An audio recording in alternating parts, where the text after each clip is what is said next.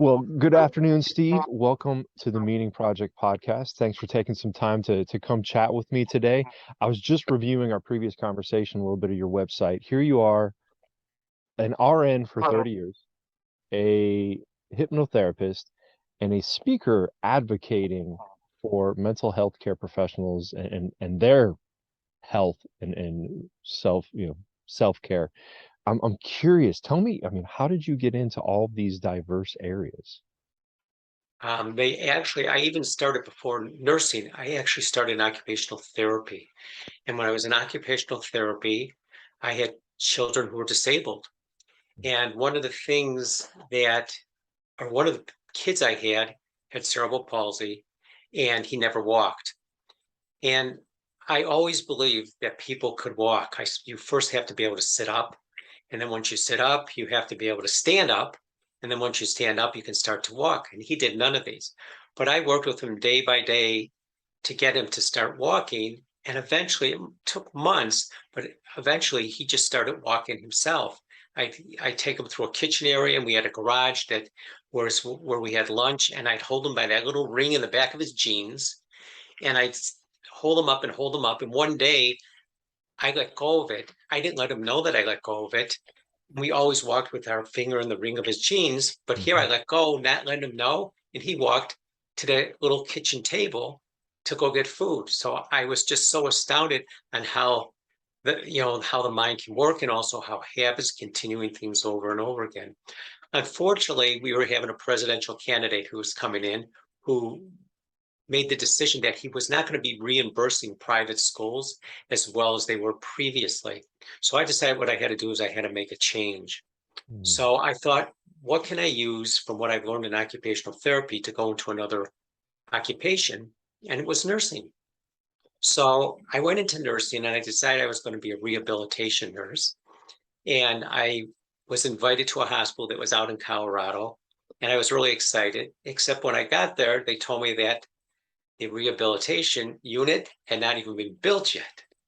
Oh my. So it was amazing. I was disappointed, but then they had orthopedics, and I was like, okay, I'll do orthopedics. I'll go anywhere. I want to learn everything. I'm in my 20s, and I'm like, I want to know. So every time they'd say, does anyone want to go here? Oh, yeah, I do. Anyone want to go here? Yeah, I do. I mean, I'd be going all over. And one thing that happened while I was at the hospital, I was sent down to a same day surgery unit. And in the same day surgery unit, there was a patient who had something on her nose, a little nick or something she wanted to take off. It was the same day surgery. She wasn't my patient, she was someone else's. And she had her IV pulled. Her doctor came in, they said, take her IV out so she can go home. And as soon as the nurse pulled her IV, the woman's blood pressure bottomed out. So they went, and they had the ICU nurse there, they had the hospital nurse there, they had a resident who was there, all trying to get this IV back in this woman, and they couldn't do it. I myself had never done an IV before. I had never placed an IV in someone's arm. But the night before, I was actually reading a nursing magazine. And in the nursing magazine, they were telling how to put in an IV, Wow. not with photographs, but actually just with one picture.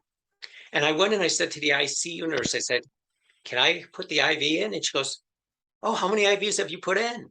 I said, well, I never put an IV in before. And she said, well, why would we have you put an IV in?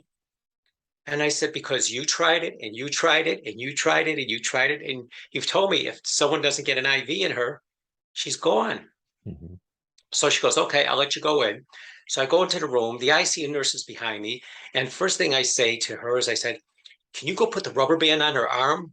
And the ICU nurse says, rubber band? What rubber band? I said, you know that thing, the thing you put on your arm, the rubber band. She goes, do you mean a tourniquet? I'm like, a tourniquet, who cares? Put it on her arm. So she put it on her arm, and I visualized that photo from the night before.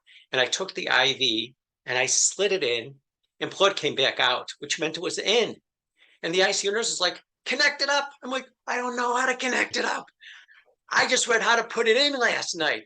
There was no instructions on how to connect up. So Right. she connected it up. They taped it down. Everything was in place, and it was really, really a great, event. The only thing is the ICU nurse came out of the room and said, I want to talk to you. And I was like, okay. And my parents always said, you know what? Don't get a big head. If you do something great, don't get a big head. So I was like, okay. So she comes out to me and she says, Steve, you are such an effing liar. If you know how to put IVs in, why didn't you just step up in the beginning? I'm like, I never put an IV in before. I said, I never did. I read it in a magazine last night. She goes, no, you didn't. I said, I did. I said, that's why I told you put the rubber band on, because I didn't know what it was called. I just looked at saw the magazine from the night before. But what I started to learn from this is if you can start imagining Hmm. something can be done and nobody tells you it can't, then Hmm. maybe it possibly can. And I went in, I had nothing to lose because everybody else was putting not one IV in this person, but multiple IVs, which I didn't know you could do at that time either. Right. I just thought you had one shot and that was it. But I really start to believe if you can focus on something and you believe it's real and it can be done, it can be done. So that's how I got into nursing. What happened is when I came back to Illinois, I had a patient who had esophageal cancer. Mm. And he had chemotherapy and he had radiation, and he did well with them. The only problem he ran into is when he had radiation, they burned his throat and they burned his esophagus. Ooh.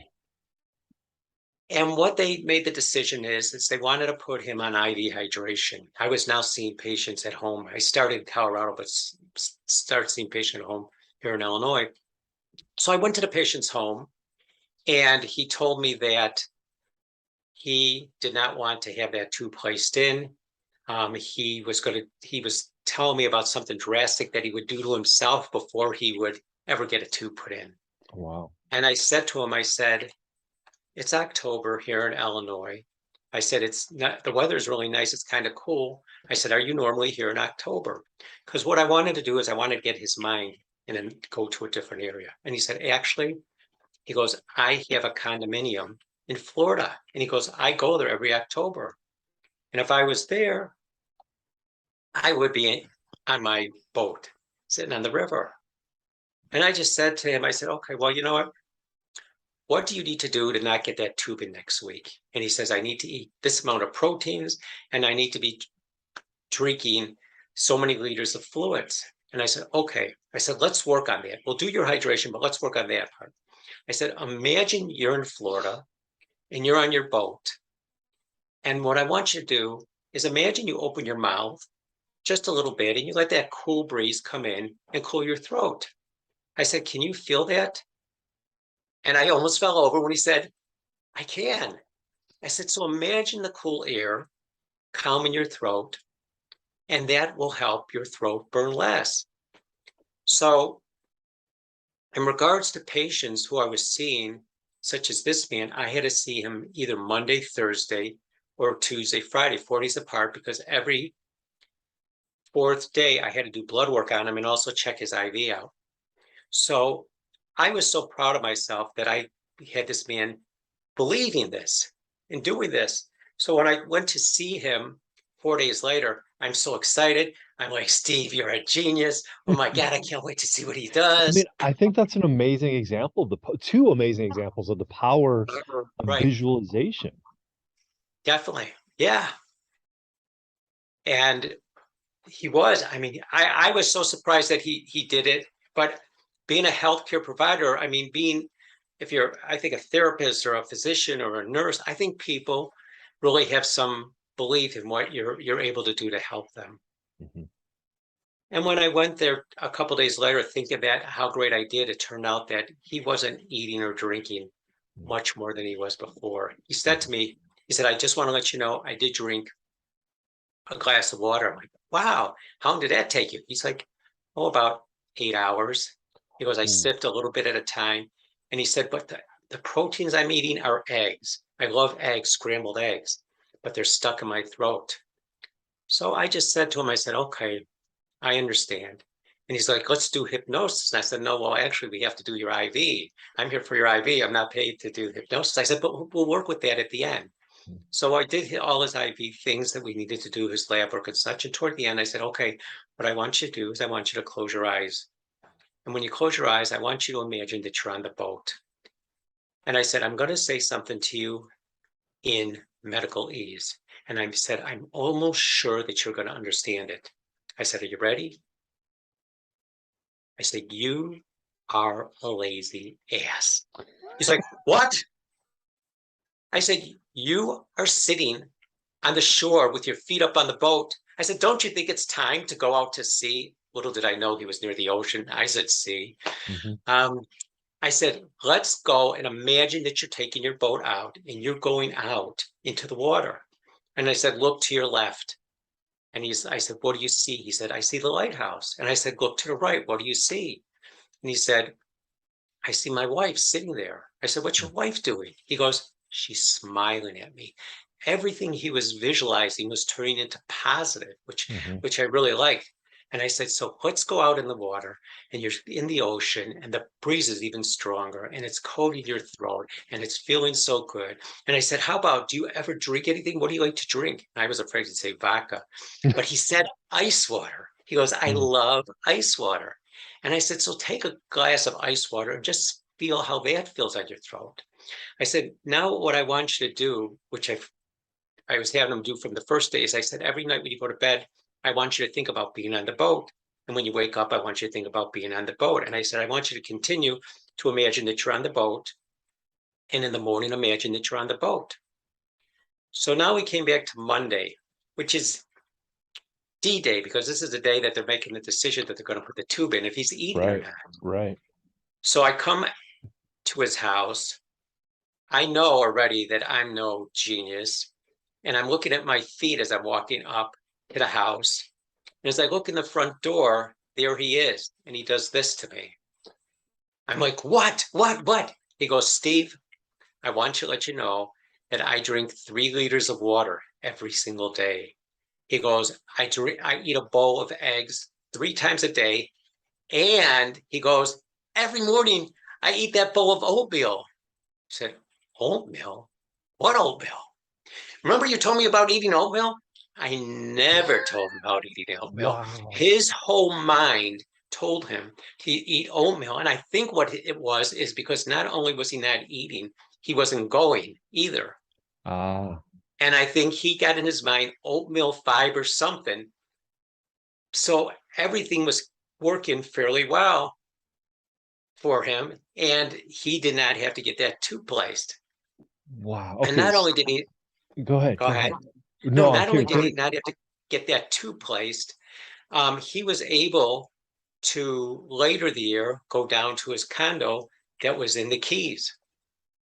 Wow. That's Steve, that's amazing. And again, a true testament to the power of visualization. But I mean, was that prior to your training in hypnotherapy? You know what's interesting is I think my training in hypnotherapy happened when I was really, really young, before I went into training for hypnotherapy. When I was a young child, I had a dream, an actual dream when I was sleeping, that I was flying above the city. And I went and I could feel the breeze. I could feel my arms out. I could just feel everything, just silent night. And I remember coming down to land on the ground and I looked up at this old man. Now, remember, I was a child, so an old man could have been 10-year-old for all we know, right? So I look up at this man and I said, I can fly. And he looked down on me and said, people can't fly. I'm like, yes, they can. Watch. And I went to take off and I couldn't. And it made me realize, not as that young child at the time, but as I grew, that again, you can do what you need to do or want to do if you believe you can. And the thing that actually what started with me in hypnotherapy is that I was in 3rd grade in school and I had an instructor. She was talking about parts of the body. And she said, you know how all of you get tremors in your legs sometime. And I said, Mrs. Hirsch, what's a tremor? She goes, you know, when your leg starts quivering. I'm like, my leg never quivers. She goes, come on, you're like, you must get tremors in your legs. I'm like, no, I've never got tremors in my leg. And the amazing thing is that night I went home and guess what happened? I bet you had I tremors in your got a leg. tremor. I was like, oh my God, there's what I was so excited. I finally got a tremor because I was feeling left out in my class because I haven't had a tremor. But she hypnotized me through being an adult, a teacher, that look at if you can say something and people believe what you can say is real. If you believe it's real, it's real. And that's why I think when I work with people with hypnotherapy, if they believe it's real, it's real. And when people come in, I don't tell them what I think is real. I ask them what is real to them. So when we do hypnotherapy, I bring into our sessions what they tell me are real. So that started, when I was a child. I never got training in hypnosis until I was actually doing it for a few years and thought, you know what, I should get some of the educational background.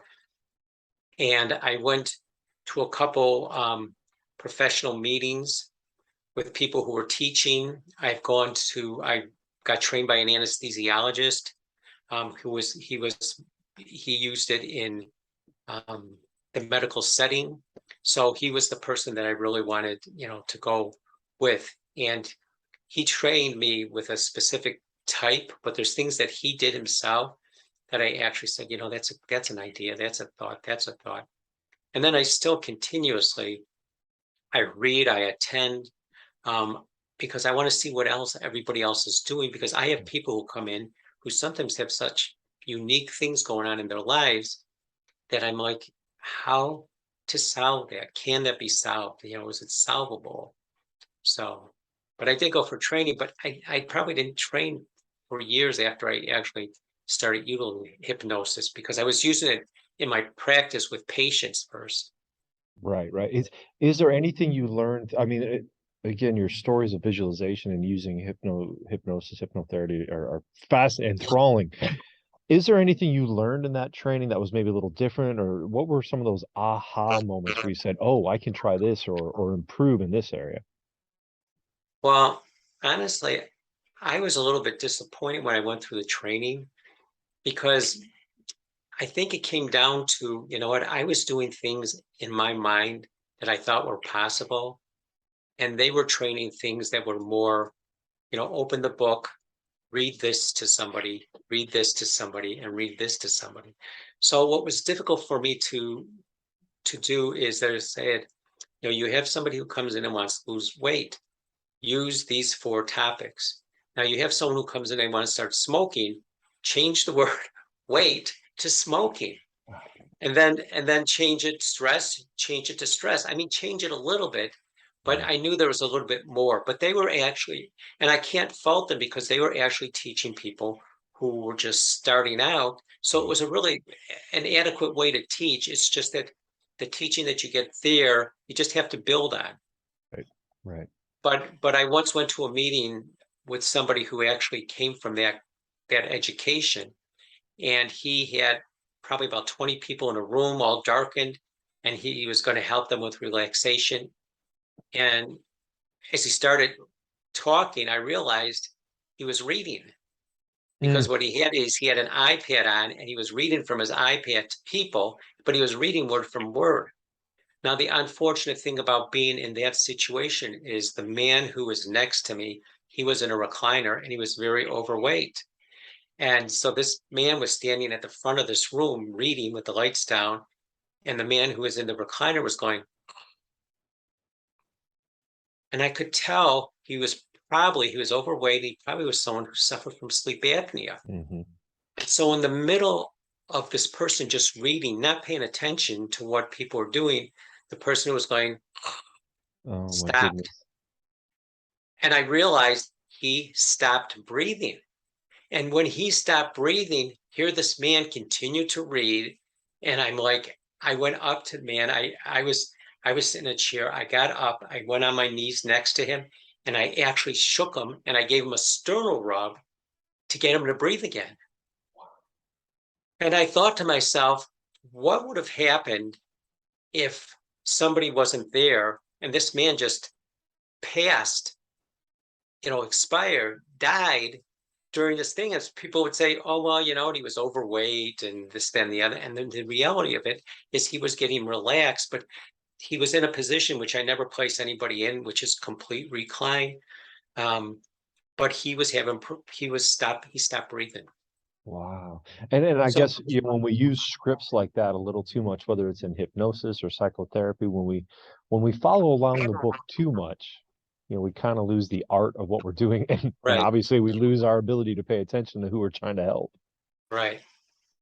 So that is where I just started learning from the people. Sometimes you believe that you learn everything from education, but a lot of times you learn it from the patient Right. of, what's going on in their life. And they sometimes will direct you into what it is that is not working in their life and what it is that they want to work in their life. That's awesome. Steve, I want to change tracks a little bit here. For Sure. those watching on YouTube, your title, Steve Cohen, be the CEO for your health. Can you tell me a little bit, what does that mean to you? I love that idea, but what does it mean to be the CEO for your health? Well, in my life, I believe that there's two types of care that you have. There's medical care and there's health care. Now, most people think healthcare is what you get from your insurance company or healthcare. No, healthcare is actually taking care of your health. So you need to take care of yourself first before you start going to medical care. Medical Mhm. care is great, it's helpful, but to me, medical care is something that you use after you've had an emergency. You've broken your leg or you've had a heart attack. You need medical care. But the thing is, health care is making sure that you take care of your health care. So be the CEO of your health. You need to be in charge of your health.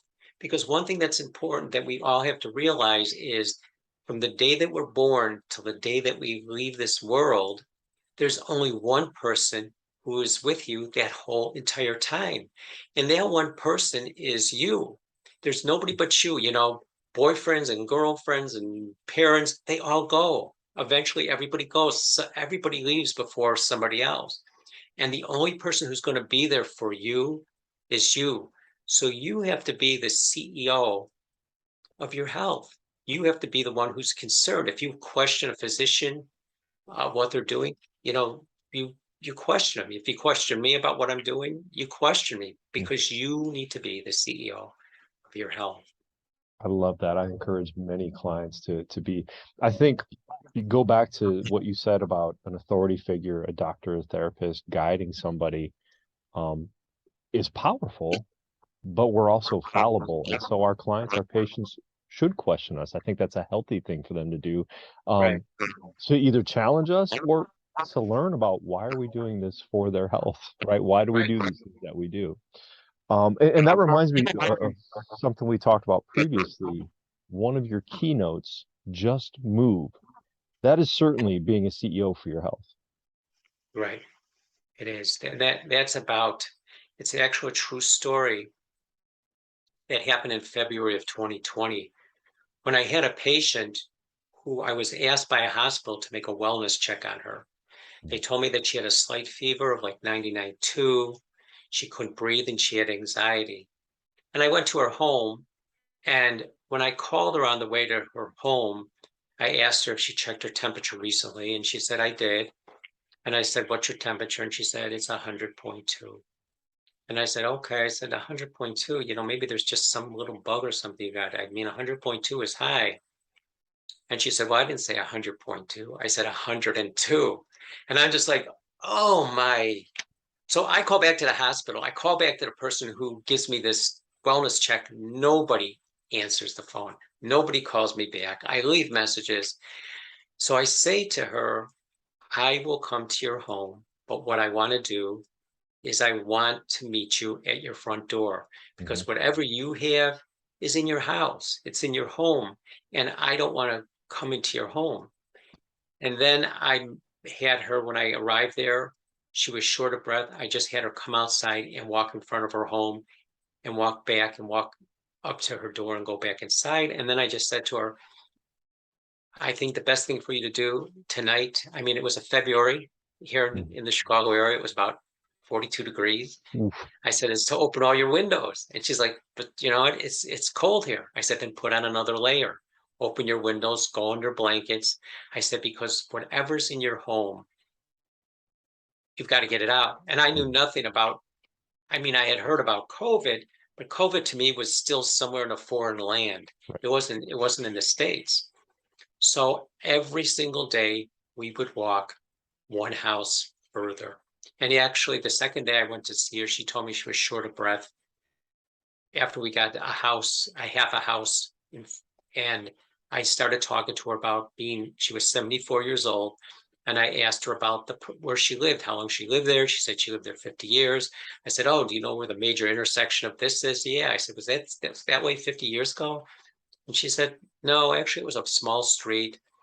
And then all of a sudden, she goes and she turns to me and she goes, Steve, you lied to me. And I said, what? You lied to me. I said, what? She goes, I couldn't breathe. We've already walked a block now. Wow. You got my mind on that house and the people who lived in the neighborhood. I totally forgot about the problem with the breathing. And I said to her, I said, I didn't lie to you. The more you think about an event that's going to happen, the more you get into the event. So if you think that you're going to be short of breath, you're going to be short of breath. That's just the way we are.